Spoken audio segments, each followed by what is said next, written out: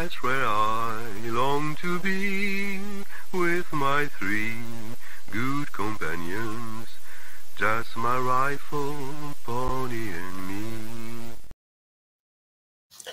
Microciné, bonjour ou bonsoir, ça va dépendre de l'heure à laquelle vous allez découvrir cette nouvelle émission.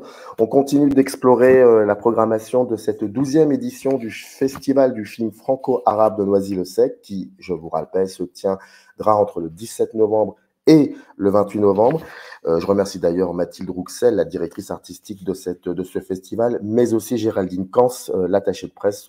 Je les remercie pour l'aide apportée à la conception de cette émission. Nous allons parler aujourd'hui d'un film que je trouve important, fondamental, bouleversant.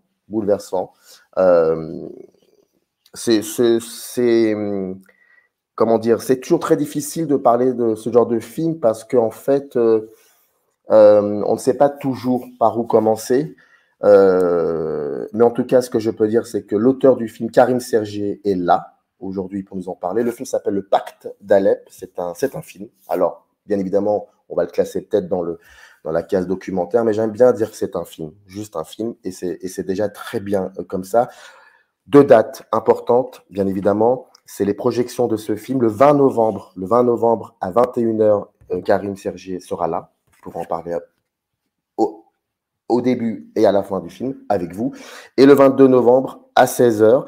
Et tout ça, normalement, c'est au cinéma Le Trianon. Mais vous avez toutes les informations dans le descriptif de la vidéo. Donc, Le Pacte d'Alep.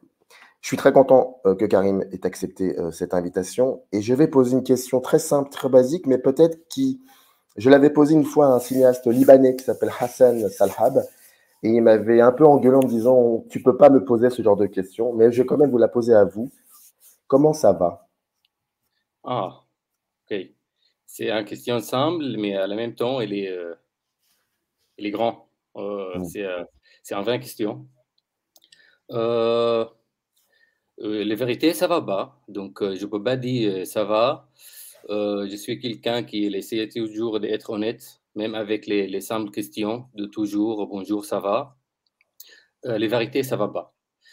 Ça va pas pour la Syrie, ça va pas pour moi-même, ça va pas pour les situations générales dans tout le monde.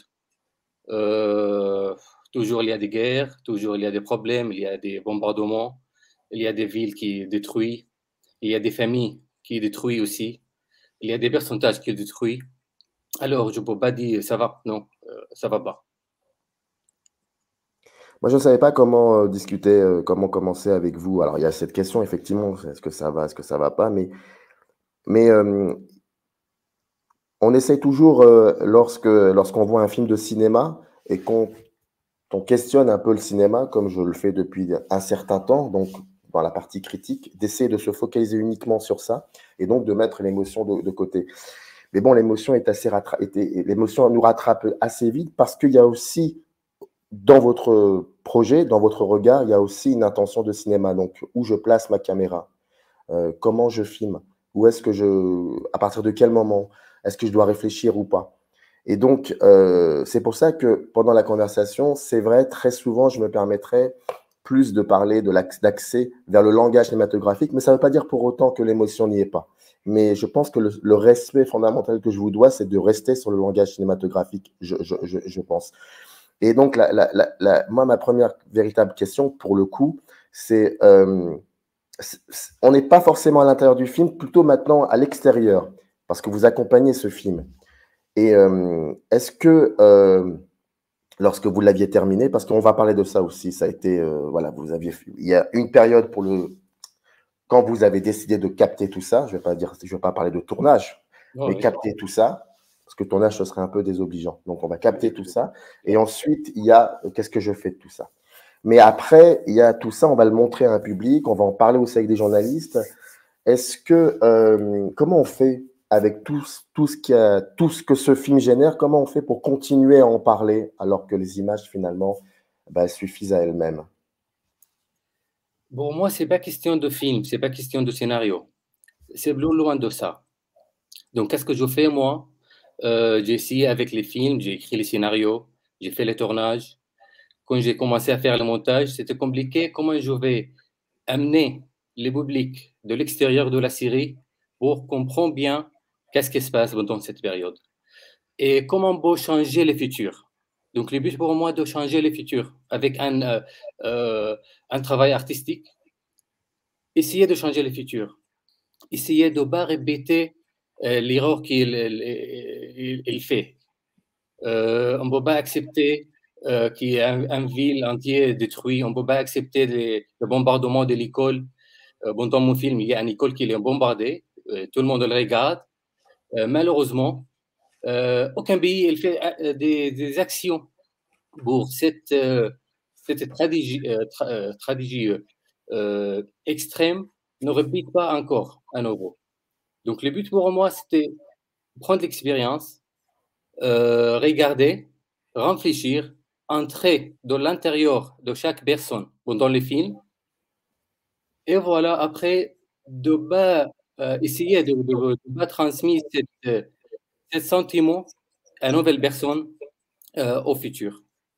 Donc, c'était ça le but pour moi. C'est pas comme un film, comme j'ai dit au début. Quand vous commencez à prendre la caméra et à juste... est-ce que vous avez besoin... Alors, vous êtes étudiant, quand vous commencez à regarder par le prisme de la caméra ce qui se passe dans votre pays et dans votre ville, en l'occurrence Alep, à partir de 2011, avec la guerre d'Alep. Est-ce que pour vous, la caméra, c'était le moyen le plus efficace pour comprendre ce qui se passait devant vous? Quand j'ai commencé les tournages, j'ai essayé de lire qu'est-ce qui se passe pendant les guerres d'avant, dans l'histoire. Les révélations françaises, au Liban, à l'Irak, dans tous les pays, même en Syrie, parce qu'à l'époque, il y avait des autres guerres, une autre révélation.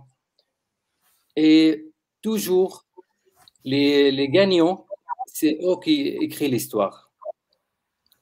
Mais je dis, OK, même si cette révélation, elle ne gagne pas, elle réussit pas, on doit essayer d'écrire cette histoire, écrire la réalité. Et j'avais pas beaucoup d'expérience dans le domaine de cinéma, c'est la vérité. J'étais étudiant de commerce, mais en Syrie, il n'y a pas des, on dit des médias libres, il n'y a pas des cinéastes libres. Ils sont toujours liés avec les régimes de Bachar al-Assad. Il n'y a pas d'école de cinéma, il n'y a pas de TV indépendant, il n'y a pas de journal indépendant. Donc, je dis, OK, je vais prendre ce choix pour commencer à témoigner. Qu'est-ce qui se passe? Et jour par jour, ça change. Beaucoup d'actions qui arrivent. J'ai commencé à écrire les journaux de la révélation, les journaux de la guerre. Et au début, après les massacres de cette école, je dis non, à partir d'aujourd'hui, c'est un film je dois sortir avec.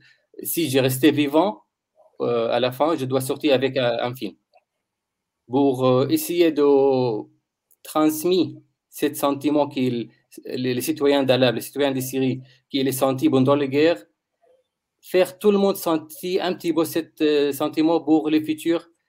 Ne répète pas cette guerre.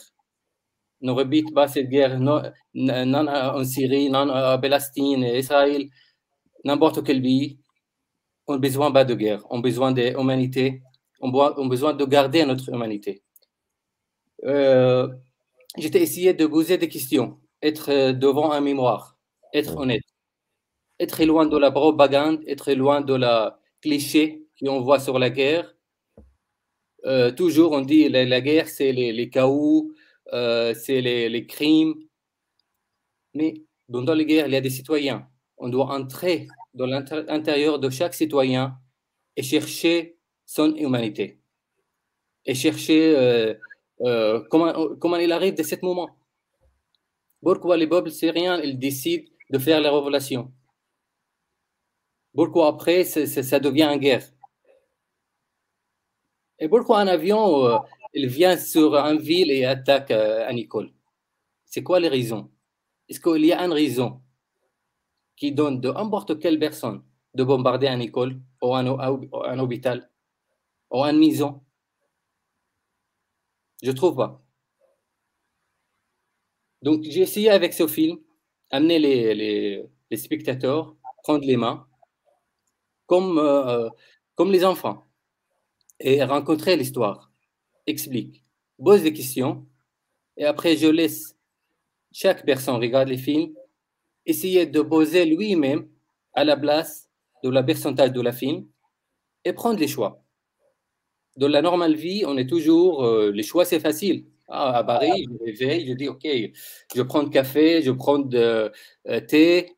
C'est des choix faciles. Je n'ai même pas prendre de temps de réfléchir. Mais pendant le siège, pendant les guerres, c'est un grand choix. Je n'avais pas toujours les chances de prendre un thé le matinée ou un café.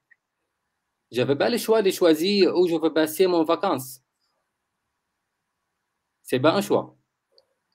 Les choix qu'on prend pendant la guerre, c'est plus grand que ça. C'est le choix qu'on prend les risques de rester vivant ou on prend les risques peut-être de mourir.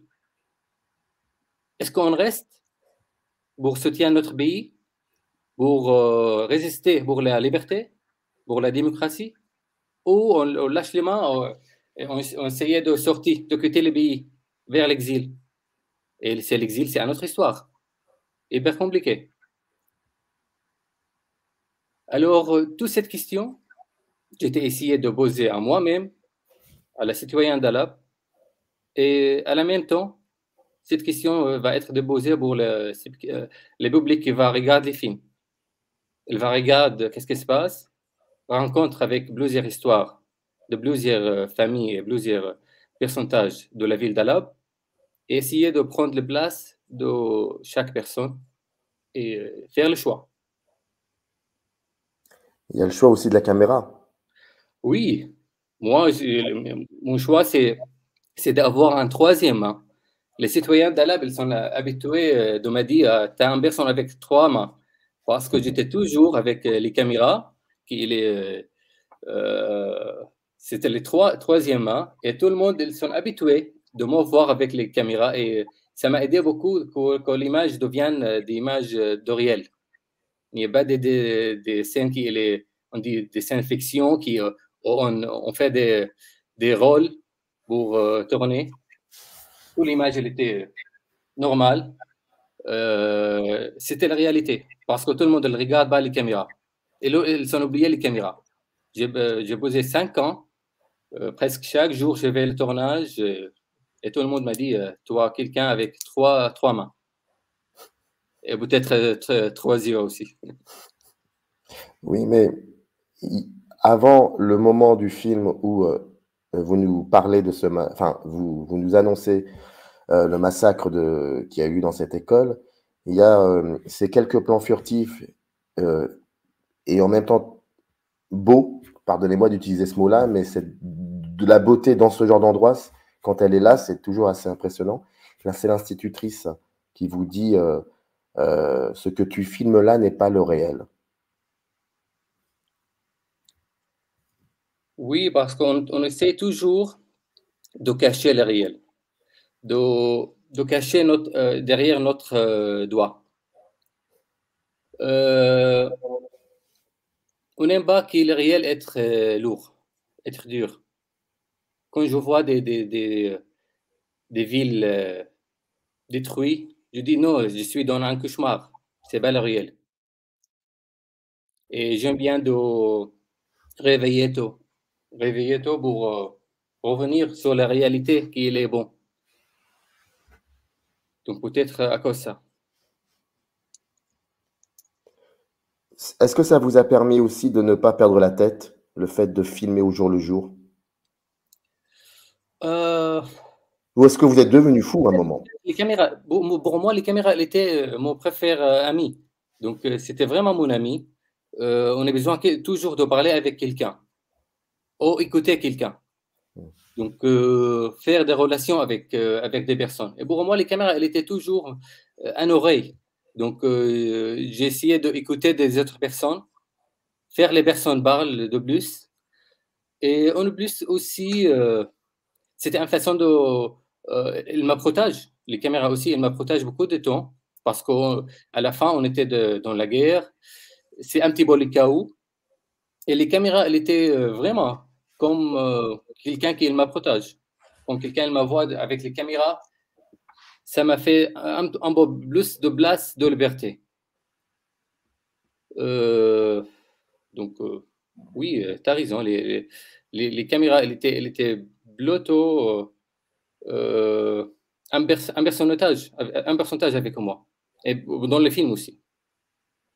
Alors, le film s'appelle Le Pacte d'Alep et les mots sont importants parce qu'effectivement, entre 2011 et 2016, vous filmez au quotidien ce qui se passe. Vous êtes journaliste, en tout cas, vous devenez journaliste. Et de plus en plus, on comprend que ce que l'on voit, jamais la télévision ne pourra le montrer. C'est impossible. Et c'est une banalité ce que je dis, mais il faut le rappeler qu'en 2023, il y a une différence entre des images de télévision et des images de cinéma.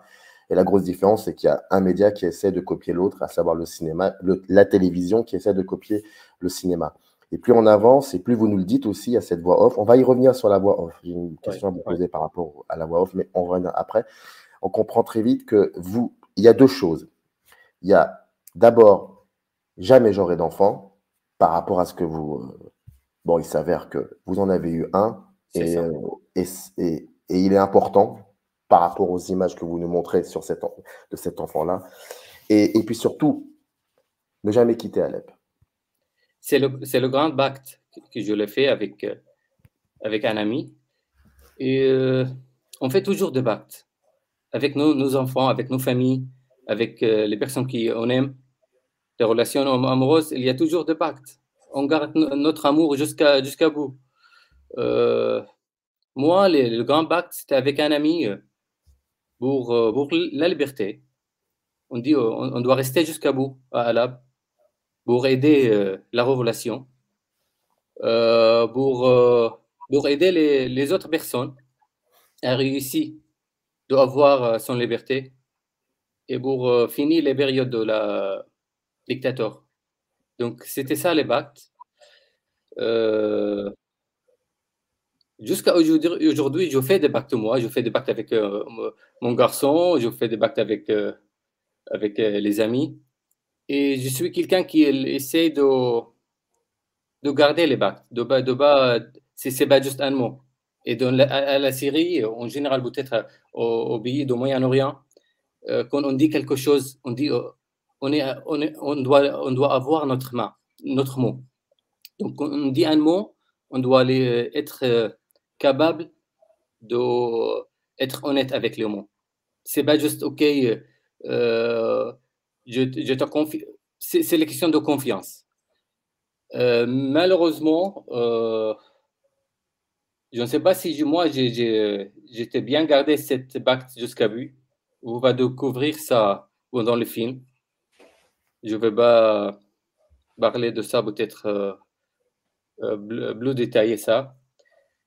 Et aussi, le pacte, peut-être ça entre dans le choix de la vie qu'on prend.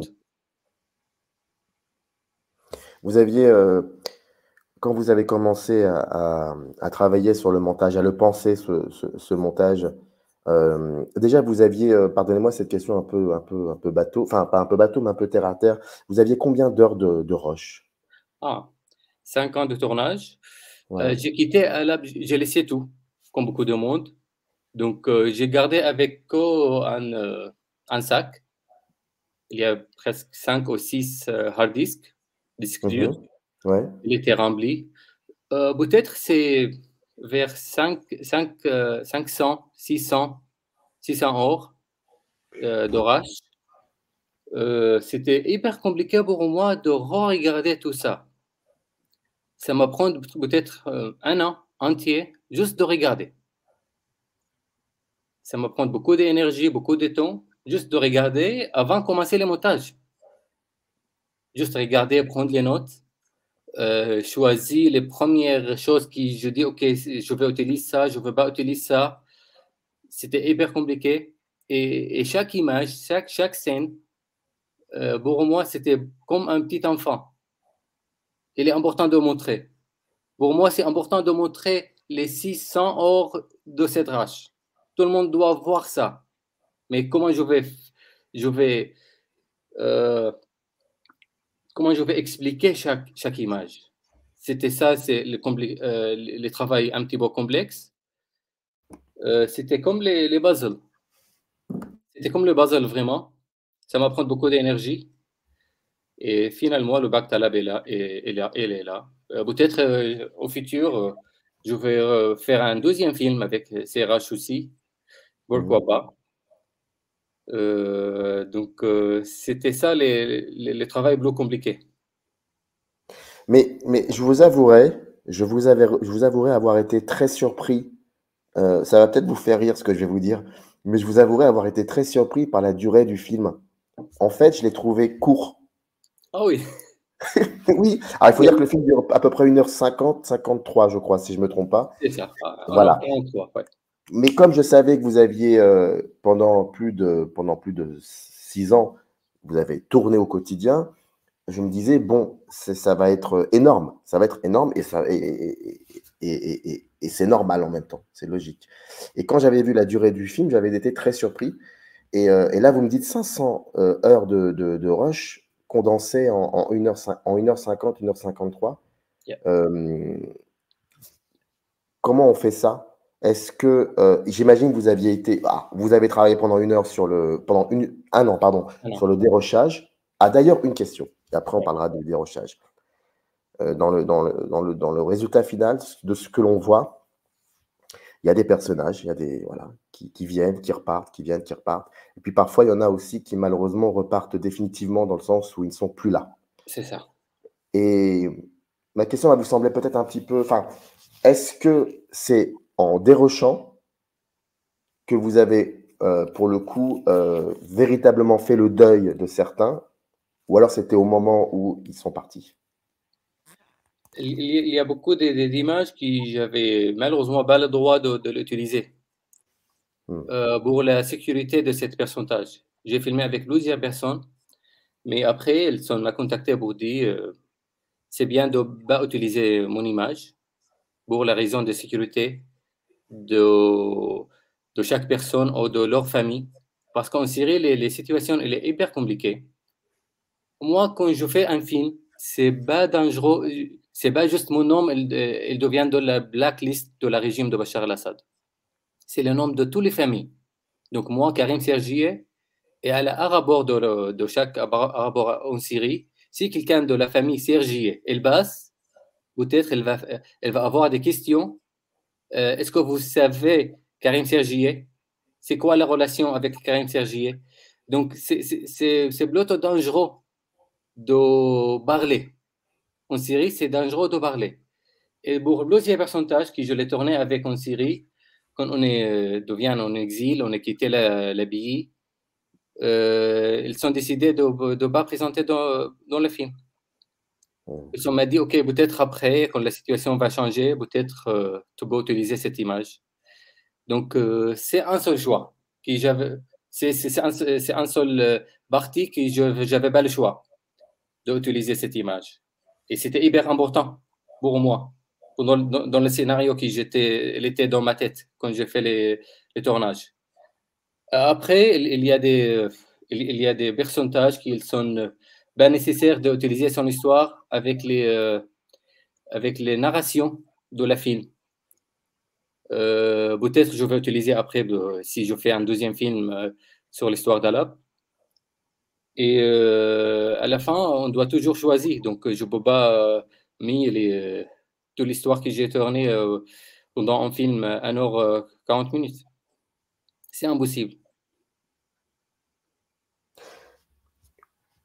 Comment ça s'est passé le montage?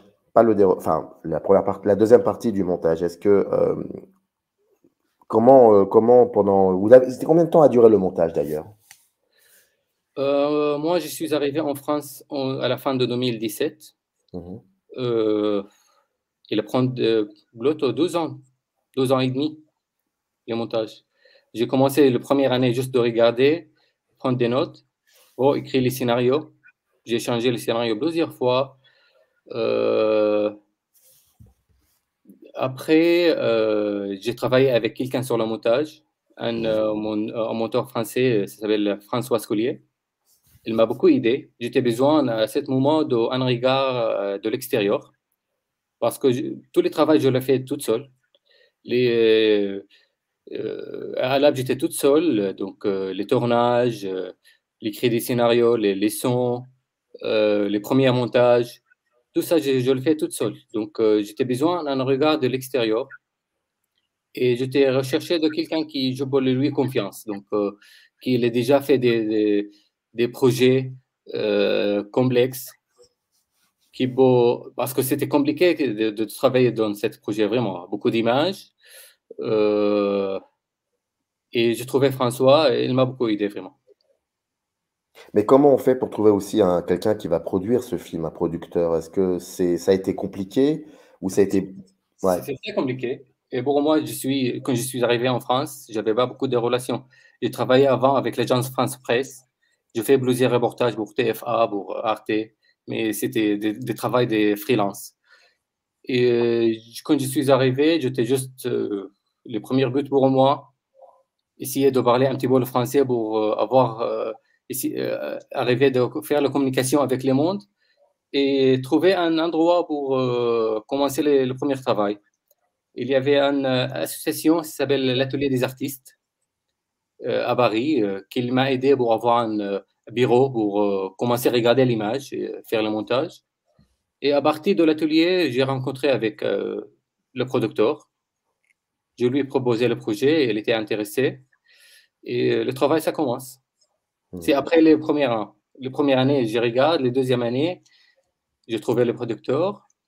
J'ai demandé de trouver un monteur pour l'image. Après, on a trouvé un ingénieur de son pour les mixages aussi, pour les musiques, les talonnages, tous les travaux de post-production.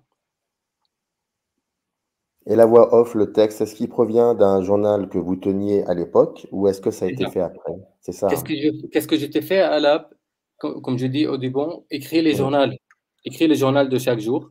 Et j'étais essayé toujours, juste écrit, de enregistrer. À la fin de journée, j'avais une petite machine pour enregistrer les sons et j'enregistre qu'est-ce qui se passe pendant la journée en ma façon à ma façon. Donc, rencontrer qu'est-ce qui se passe. Et ça m'a aidé pour après les voix off. J'ai utilisé plusieurs voix off de cette son que j'ai enregistré à Lab et des sons que je re-enregistrés ici en France. Il y a une scène étonnante enfin, il y en a beaucoup, mais il y en a une assez étonnante où comment dire, où à un moment, vous ne savez même plus où vous êtes. Il s'est passé un truc très grave et vous êtes dans votre appartement où vous êtes seul, votre femme et votre fils ne sont plus là, ils sont partis et vous écoutez Kelsoum et puis en gros, on comprend qu'il y a une bombe qui vient d'exploser là où vous êtes. Et en fait, vous dites à un moment, il y a le bruit de cette bombe, ajouté à cela des gens qui crient, et puis il y a Kelsoum, et vous vous rendormez. Oui, c'était un moment, j'avais beaucoup de sentiments à la même temps. Donc, c'est le sentiment d'être peur. Le sentiment, c'est le dernier moment de ma vie. Et à la même temps, j'étais content avec les musiques. Parce qu'en Syrie, au Moyen-Orient, on écoute toujours les Kaltoum le soir. C'est Férouz le matinée et Kaltoum le soir. Et j'étais en train de dormir et l'avion, il attaque. Il y avait cette mix, les mélanges, les sons de Kaltoum, les musiques, qui étaient hyper bien. J'adore les musiques de Kaltoum. Et à la même temps, les sons de bombardement, les sons, les castes de la fenêtre, cette crash, tout ça, ça mélange ensemble. Et moi, j'étais allongé toute seule, donc c'était vraiment un moment, je vous dis, c'était pas dans je peux écrire des romans à partir de ce moment.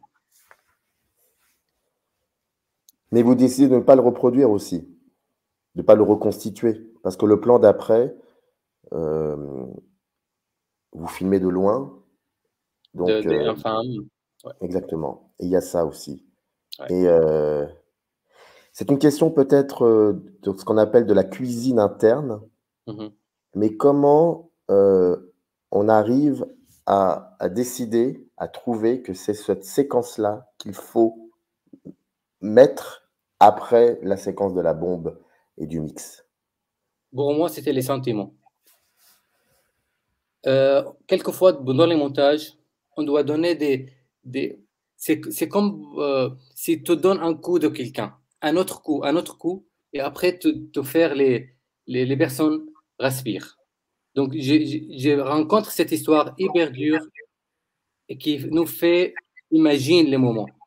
Le spectateur va imaginer ce moment, comment il est allongé, il y a une attaque, il y a les sons de Kaltoum, et après, il y a des sons de la pluie, et les scènes d'après, juste après, il y a une image, il y a une scène stratégique vraiment hyper lourde d'une femme qui a perdu son enfant.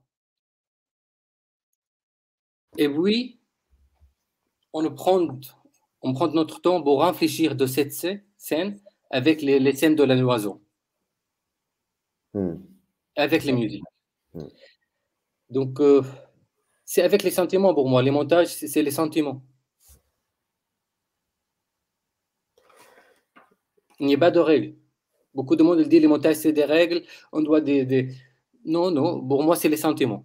Mais il n'y a pas de règle dès le début. Dès le début, quand vous commencez à prendre la caméra et vous filmez, il n'y a pas de règle. Il n'y a pas de règle. Il n'y a pas de règle. Toujours, chaque personne m'a dit, c'est quoi les règles que tu as fait pour rester vivant? C'est quoi les règles que tu as fait pour tourner toute cette image? Je dis, il n'y a pas de règle. C'est les sentiments. Quand j'ai senti, c'est les bons moments de tourner, je ne peux pas ranger quelqu'un, je tourne. Quand je sens l'extérieur, je tourne bas.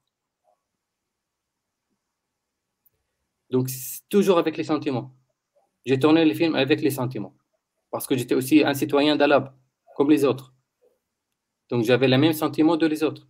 Je ne suis pas quelqu'un qui vient de l'extérieur pour faire un film. Non. Je fais un film à mon histoire, à l'histoire des citoyens de ma ville. C'est la différence. Le Pacte d'Alep, en tout cas, ce film sera montré à deux reprises, le 20 novembre à 21h et le 22 novembre à 16h. La projection du 20 novembre, vous serez présent. Donc, et tout ça, c'est au Trianon et dans le cadre du festival du film franco-arabe de Noisy-le-Sec. Et toutes les informations sont descriptives de cette vidéo. Merci beaucoup, Karim, en tout cas, d'avoir pris le temps de revenir sur ce film important et étonnant. Et je vous invite encore et toujours, je répète, le Pacte d'Alep, 20 novembre, 22 novembre, il faut y aller, c'est important. Merci beaucoup, Karim. Merci beaucoup. Merci, Samir. Merci. Générique.